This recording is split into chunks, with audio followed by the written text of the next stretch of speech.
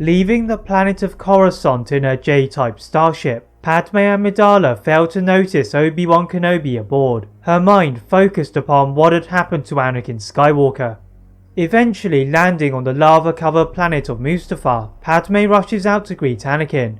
Padme soon realizes that what Obi-Wan had said was right, and that Anakin had become Darth Vader, infuriating the new Sith apprentice. Obi-Wan chooses this moment to descend from the ramp of the ship, heightening Vader's anger and making him force choke Padme. The former Master and Padawan engaged in a ferocious duel, but neither were victorious. Vader had lost Padme and his limbs, and Obi-Wan had lost his apprentice to the dark side and the new Emperor. But what if Ahsoka Tano went to Mustafar? Would her presence change Vader?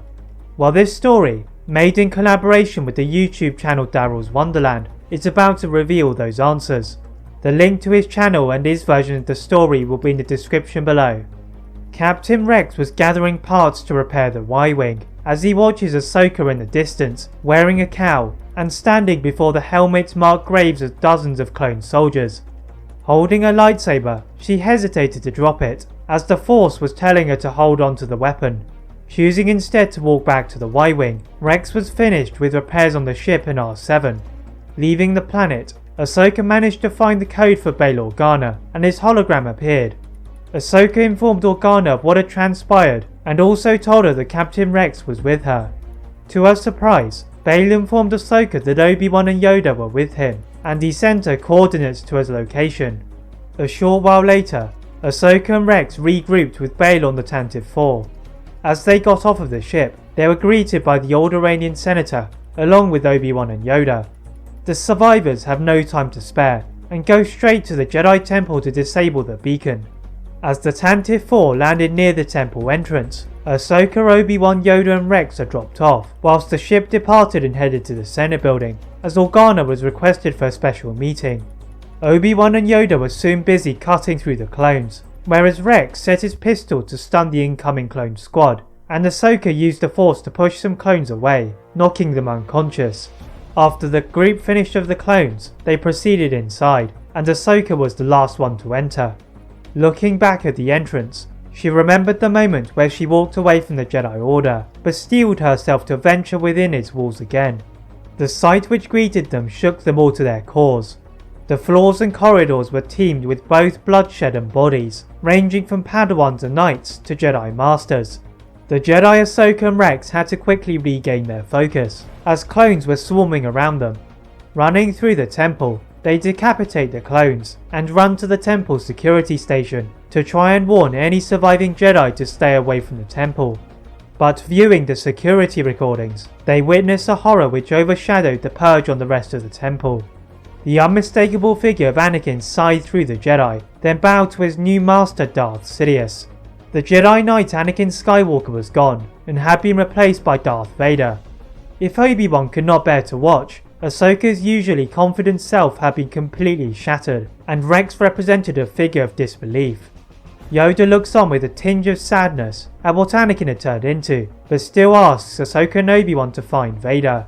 They cannot bring themselves to kill Anakin, and Ahsoka thought that her master could be saved. Obi-Wan and Yoda not so sure, as it was difficult to return from the depths of the dark side, but they first needed to find the new Sith apprentice.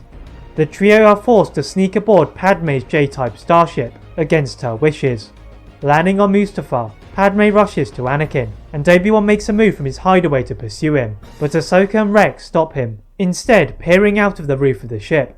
They watch in horror as Anakin is a far cry away from his usual self, and consumed by the dark side. Padme is doing her best to convince Vader that he was on the wrong path, and he is wavering. A small moment of silence is punctured by the lava beneath them bubbling, before it was finally broken by Vader, as he dropped to his knees, the conflict tearing him apart. Padme sat by his side for what seemed like hours, and they are soon joined by Ahsoka. Going to Padme's ship, Obi-Wan and Rex emerge, and Anakin is deeply apologetic to them for what he had done, from purging the Jedi Temple to choosing the path of the Sith.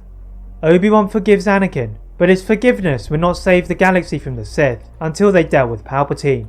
Flying to Coruscant as quickly as possible, they receive a transmission from Bail Organa on their journey, as he reports of the failure of Master Yoda to defeat Sidious. Obi-Wan reassures him that the fight was not over, as he was on his way with Anakin. The Senator looked confusingly at Yoda, then Obi-Wan. The stooge on Master informed them of Vader's turning back to the light, and Yoda knew then that Qui-Gon had been right about Anakin being the chosen one. Ordering Organa to turn the speeder around, they all meet outside of his office. The heavily pregnant Padme is taken to a nearby medical facility by Bail, Rex and Ahsoka, the latter reassuring Anakin of her safety and tells him to focus on Palpatine. Taking a speeder to the Senate building, Palpatine had been pacing the area, searching for the feelings of his apprentice, but he could not find Vader. His thoughts are disturbed by several footsteps drawing closer towards him as he sees Anakin leading Obi-Wan and Yoda. Sidious's anger could not be contained at the betrayal of Vader as he launched a force-lightning attack at his former apprentice. To the slight surprise of Sidious, Anakin blocked him with his lightsaber and was using some of his hate for what Sidious had done. Obi-Wan and Yoda helped Anakin by engaging the Sith Lord with their lightsabers. The tired Yoda is just a little too slow, and Sidious pushed him backwards with the Force into a Senate pod, leaving Obi-Wan and Anakin. Obi-Wan uses his mastery of Form 3 to defect the ferocious speed of Sidious, and the Sith Lord was growing frustrated. Switching to Form 2, Sidious manages to disarm Obi-Wan through a combination of efficient strikes, but this came at a fatal cost, as Anakin capitalized on the Form's weakness, using his Tower of Power. Striking Sidious down, he gave a quick look of disgust at Sidious, then helped Obi-Wan and Yoda to their feet. Remembering Padme, Anakin rapidly sprinted off to the medical facility, ignoring the pain from his aching limbs, and to his relief, she had safely delivered Luke and Leia and remained alive. Anakin's fears had been squashed, and as Yoda watched from the outside of the room, Anakin's redemption had proved that the ancient Jedi code had been wrong. It was time for the attachment rule to be changed, and for a new leader of the Jedi. That is it for What If Ahsoka Went to Mustafar. If you enjoyed this, please like this video, turn on your notification bell, subscribe to this channel for more What Ifs, and Darrel's Wonderland for his Star Wars content. As always, leave a comment on what if you'd all like to see next, and how I can improve my videos. Thank you all very much for watching, and see you next time.